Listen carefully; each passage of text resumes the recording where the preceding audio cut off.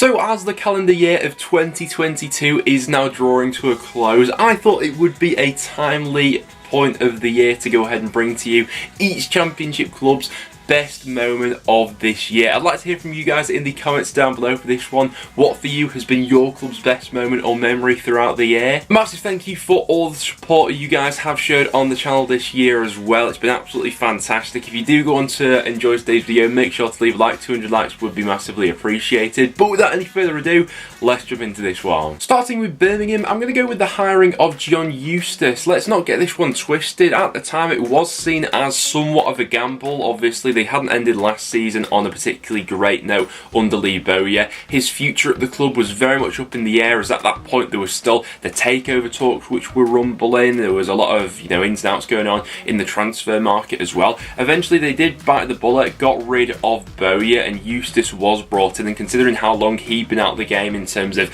being that managerial number one, he'd been a little bit more in the background working on his coaching and as a number two. Since his arrival, I think he completely reinvigorated this Birmingham squad, to be honest. We've not really discussed them as a relegation candidate this season as I expected to. I think he's played a massive part in that. Blackburn's best point of the year, I'm going to say, was back in April when they battered my team, Preston North End, by 4-1. The reason I say that is not just the fact they got one over on a local rival, but leading up into that game, they'd gone on a 5-game winless run. They'd slipped out of the top 6, and this was the game where Blackburn fans suddenly had a little bit of hope again that they could have gone on and made it into the top 6. Obviously, they missed out on that prize in the end, but this was the game where the opportunity once again opened itself for Blackburn, and they absolutely wiped the floor with us that game. And it was probably the best Blackburn fans have ever been coming to Preston in terms of the noise and atmosphere they generated. With Blackpool, I'm going to have to say their 4-2 victory over North End. To get one over on your local rivals and to do it in such emphatic style, this one was a painful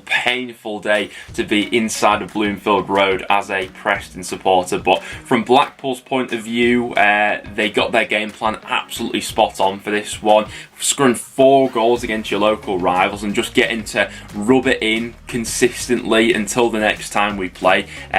Will always be one that hurts. It's absolutely crazy that since that game, Blackpool have only won one other match in the Championship. They've been on a really torrid run of form since this point, but got to hand it to them. That was a great moment for Blackpool. Bristol City, I'm going to say their best moment came all the way back in January when they beat Cardiff by 3-2. It was a cracking game in the end. The manner in which Bristol City won this game, to come back from behind, scoring 3 goals. Chris Martin was absolutely prolific, as was Andy Vyman, who took his goal well. Semenyo with a couple of assists, and it was just a reminder of how good that forward 3 can be when they are all in sync together. And to get one over on Cardiff, I'm sure was a sweet one for Bristol City fans then. With Burnley, of course, it was beating Blackburn by 3-0 back in November. The fact that these two, such fierce rivals, hadn't met since 2017, and this was their return to action, being such a one-sided affair, and it was someone like Ashley Barnes popping up with a couple of goals, who's been a cult hero there at Burnley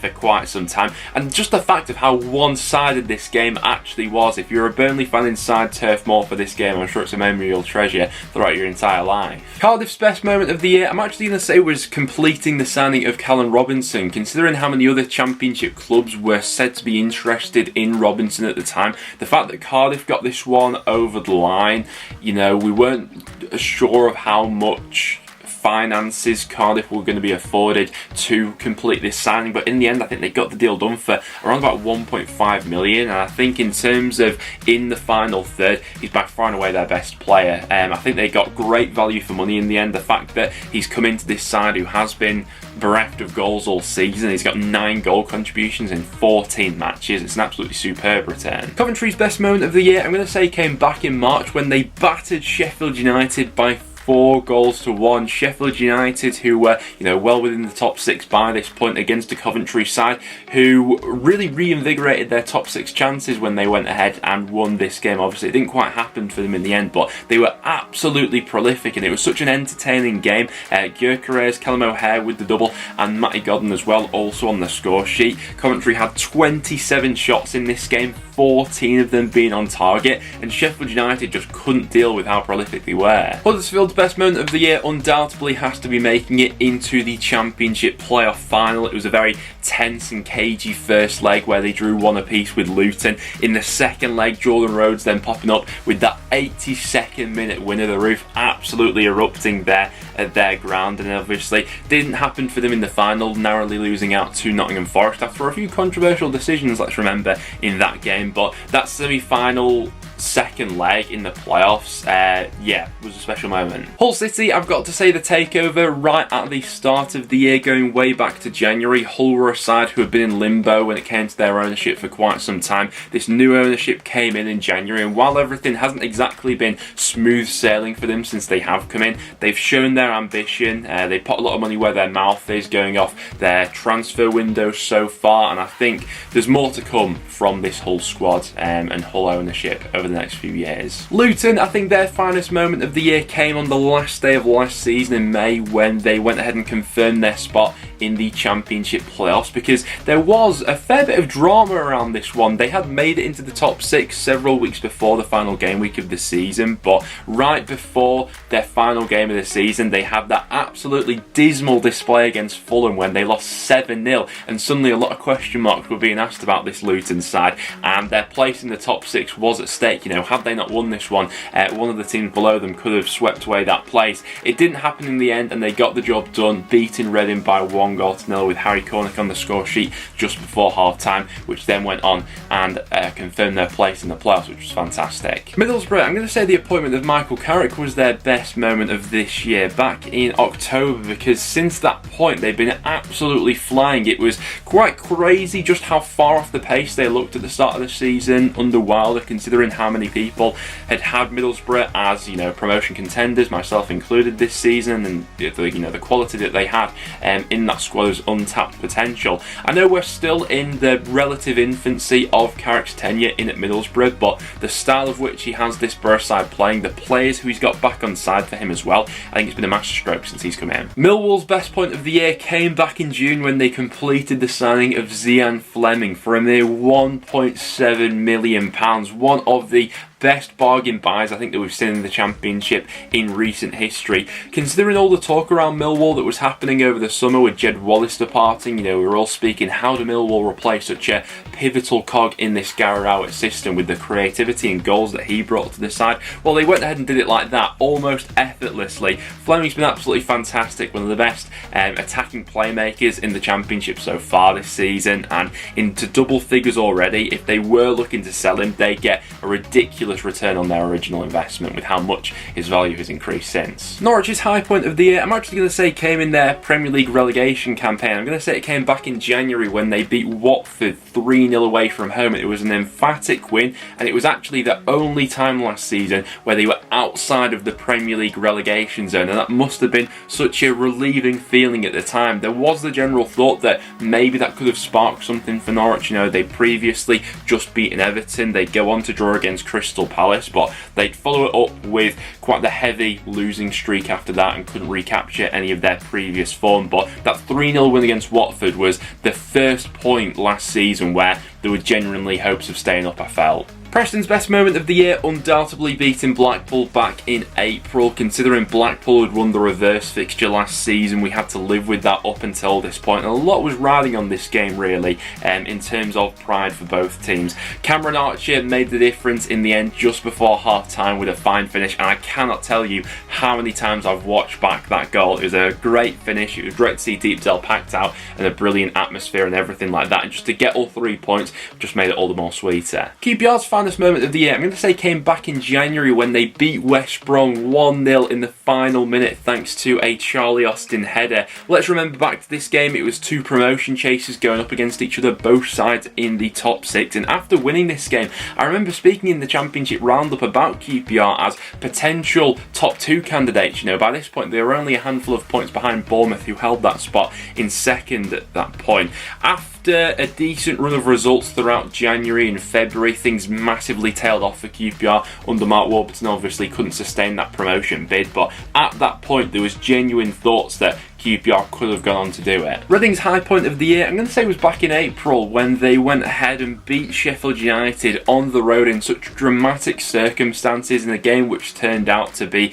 the one which really sort of sealed their championship survival status. Obviously, up until this point, it was very much up in the air, you know, between them and Derby and a few others behind them. But Lucas João opened the scoring, Ilman Ndiaye equalised on the 90-minute mark, only for Tom McIntyre to pop up with that unlikely winner in the 92nd minute. Loved a bit of late drama last season, did Reading. Rotherham's high point of the year definitely coming in April when they confirmed their promotion back up to the Championship. League One was absolutely fascinating last year. It was a title race and promotion that went right down to the wire to the last game of the season. MK Dons ultimately finishing just 1 point behind Rotherham, but they secured their promotion with a 2-0 win against Gillingham on the final day, and yeah, the party resumed from there. With Sheffield United, I'm going to go for their 5-2 win over Burnley from this season. There were plenty of moments to pick out from last season, but I feel like after losing the playoff semi-finals on penalties, maybe that left a bit of a sour taste in the mouth of some Sheffield United fans. But this season and that victory against Burnley in such emphatic style, I feel like was a real statement from Paul Heckingbottom's side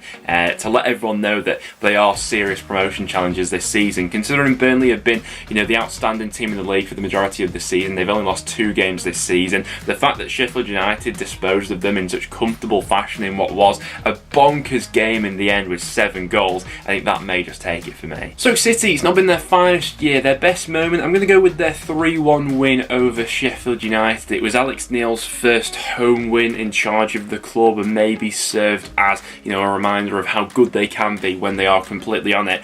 Generally speaking, Stoke's home form throughout the entire calendar year hasn't been brilliant, and Stoke fans probably haven't had all too many moments to get up out of their seat for, but that was one of those moments. You know, Phil Jagielka rolling back the years with a golden assist. Sunderland, of course, I'm going to say their playoff triumph at Wembley over Wickham. Considering the playoff heartache that Sunderland has had in previous years, the miraculous run they went on towards the end of that season in League One, even the playoff semi-finals, which were filled with drama, just narrowly getting past Sheffield Wednesday with that last-minute equaliser in the second leg. Great stuff in the final. I know that it might leave a bit of a sour taste now because of the fact that, you know, the manner in which Alex Neil left the club afterwards in the next season, but that was some season finale, and yeah, what a way to be promoted. Swansea beating Cardiff twice in the calendar year of 2022, but their best victory had to be that 4-0 hammering away from home. I think it makes a Derby Day victory all the more sweeter when you do it on enemy territory, and the fact they wiped the floor with Cardiff in this one, beating them by 4-0.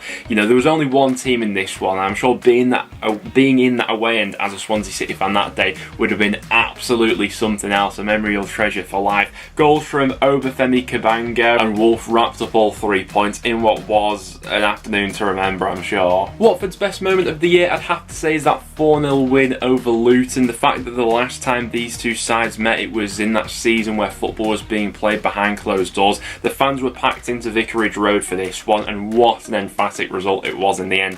Watford, who had been a little bit unpredictable coming into this one, and Luton, who had been on a really good run. A lot of people were fancying Luton's chances for this one, but Davis gave Watford the lead after just 3 minutes, and from that point, Watford absolutely wiped the floor with them. West Brom's best point of the year, do you know what? I'd probably say sacking Steve Bruce. The change in results since they've had that managerial change has been absolutely massive, and that was just the shift that this West Brom side were in need of. I remember when the appointment initially happened, a lot of people raised their eyebrows at it, myself at the time. It wasn't a move which ever looked like it was going to work out, and it ended pretty horrifically, but West Brom now look to be back on the mend under Carlos Corberán. Wrapping it up with Wigan Athletic, of course I'm going to go for them clinching the League One title on the final day of the season with that 3-0 win over Shrewsbury. Wigan had been the outstanding side in League One last season, and deservedly so, went ahead and won the league title, but similar to what we were saying when we were discussing Rotherham's best moment, League One last season was absolutely cracking, and the fact that the